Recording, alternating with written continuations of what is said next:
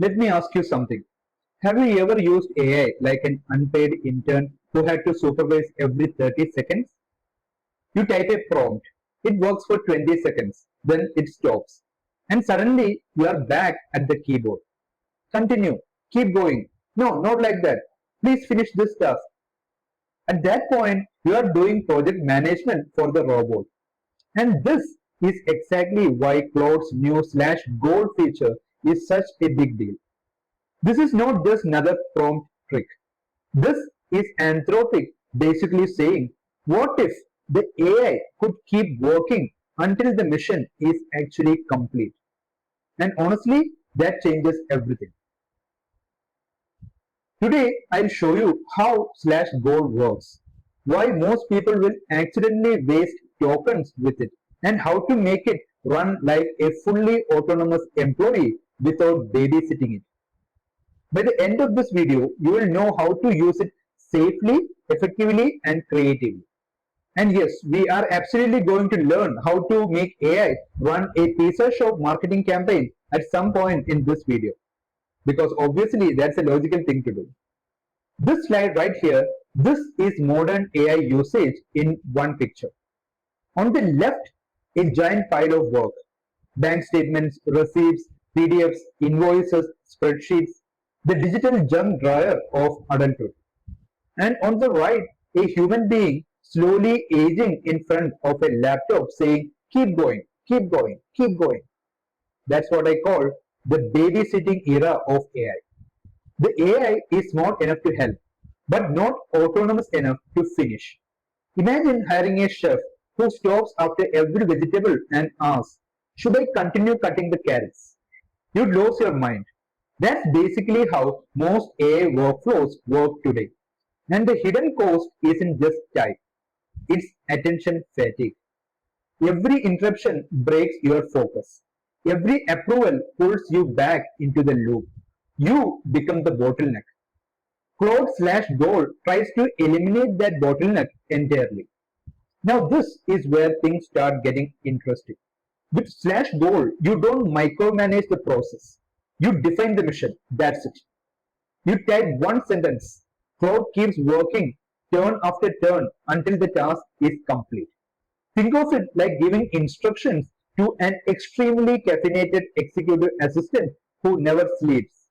You say, organize my receipts, or build my content calendar, or generate captions and export everything into a PDF. And Claude keeps going automatically. No continue, no babysitting, no constant prompting. The AI effectively enters deep work mode. And honestly, this is one of the first AI features that feels less like chatting and more like delegation. That's the important shift. We are moving from AI as a chatbot to AI as an autonomous worker. That's a huge leap. Now here is the really clever part under the hood. Claude slash gold works using two AI agents. Think of it like a company. First, the worker. This is the model actually doing the task, writing files, building code, organizing data, doing the labor. Then there is the boss. And this AI has exactly one job. Did the worker actually finish? That's it. The boss reviews every step and checks, is the goal complete? Did the worker miss anything? Does this satisfy the finish condition? If the answer is no, the boss basically sends the worker back like, nice try, go and fix it. And the loop continues. This is why slash goal feels dramatically more persistent than normal prompting. Because there is now an internal reviewer constantly checking quality and completeness. It's basically AI project manager plus AI employee. And honestly, some human companies could use this setup too. Now, if you want slash gold to work properly, there are three ingredients. Think of this like cooking. If you miss one ingredient, the whole thing becomes chaos. Ingredient 1. The command and finish line. This tells the boss what success looks like. Without this, the AI doesn't know when to stop, and that becomes dangerous. Ingredient 2. The safety net.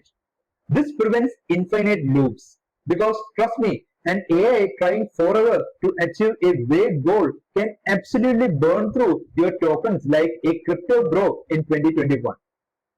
Ingredient 3. Auto approve. This is what unlocks true automation.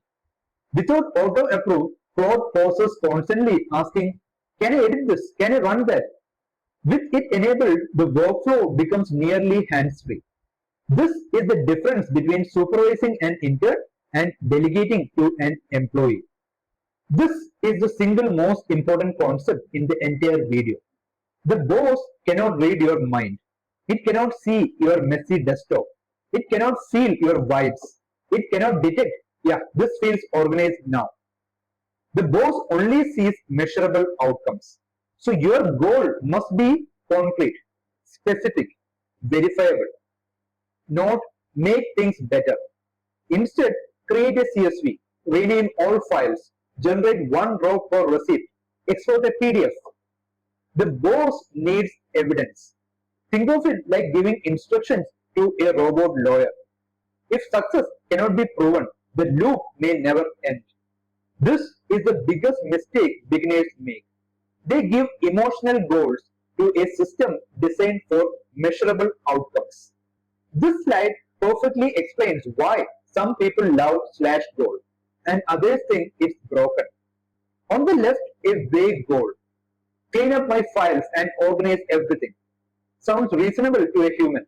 But to AI, that's philosophical poetry. What does organized mean? Alphabetical? By date? By emotion? By spiritual alignment? The boss has no idea. So the system loops endlessly trying to satisfy an impossible condition. Now compare that with the right side. This is a perfect slash goal. Every file renamed, data plus vendor included, monthly folders created, CSV generated, one row per receipt. Beautiful. The boss can verify every step. That's what I call machine readable success. And once you understand this idea, your automation quality skyrockets. Now let me save you money. Bad finish lines create infinite loops. Infinite loops burn tokens. Burn tokens become sadness. And always add a safety cap. For example, stop after 30 turns or stop after 45 minutes. This creates boundaries. Think of it like putting guardrails on a self-driving car. Without limits, the AI may continue trying forever. And the funny thing is, the smarter the model gets, the harder it tries. Which sounds amazing until your credits disappear overnight like a Vegas casino trip. So always remember, finish line plus safety net. Those two together are the magic formula. This is where the feature transforms from useful into genuinely autonomous. By default, Claude pauses constantly for permissions, which is good for safety but terrible for flow. Imagine hiring someone to clean your house, but they ask permission before touching every object. Can I move this spoon? Can I rename this file? Can I open this folder? Eventually, you would scream, just clean the house. That's what auto approve does. It removes friction. Now, important warning here. You are giving AI permission to act. So stay within controlled project boundaries. Read Anthropic's security documentation. Don't point autonomous AI at sensitive systems carelessly. Because this is no longer just a chatbot. It's software capable of taking action. That's powerful. And power deserves guardrails. Now let's talk about where this gets really exciting. This demo is brilliant.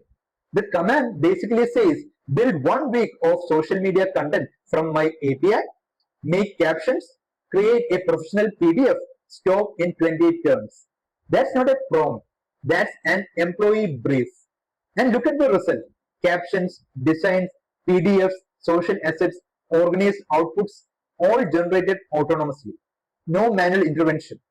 This is why businesses are paying attention. Because suddenly, small businesses can automate workflows that previously required marketers, assistants, coordinators, freelancers. And here is the crazy part. Most people still think AI is just for writing emails. Meanwhile, others are building autonomous business systems. The gap is going to matter a lot over the next few years. If you remember nothing else from this video, remember these three rules. Rule 1. Always use the net. Always cap turns or time. Always. Even experienced users do this. Because smart systems can fail in extremely determined ways. Rule 2. Check usage. Monitor your credits with /usage. This is especially important on Pro and Max plans. Autonomous systems are incredibly useful, but they are also capable of quietly spending money while you go make coffee. Rule 3. Start small. Do not begin by automating your entire company. Start with one folder, one workflow, one campaign, one experiment. Learn the behavior first. Scale second. That mindset alone will save you enormous frustration. So let's bring everything together. The syntax is beautifully simple. /goal, verifiable finish line, safety net. That's the formula. Underneath it, the worker does the labor. The boss verifies completion. The loop continues until success is confirmed. And honestly, this is one of the clearest glimpses we have seen into the future of AI work. Not smarter chatbots, autonomous execution. That's the shift. We are entering an era where the highest value skill may no longer be how do I do this task myself, but instead, how do I define success clearly enough for AI to execute it? That is a completely different skill set. And people who learn it early are going to have a massive advantage. So before you leave, try one small /goal today. Not something huge, just one workflow you are tired of babysitting. Because once you experience AI actually finishing work on its own, it's very hard to go back. If you like this video and want more such videos, please like, share and subscribe. Thank you.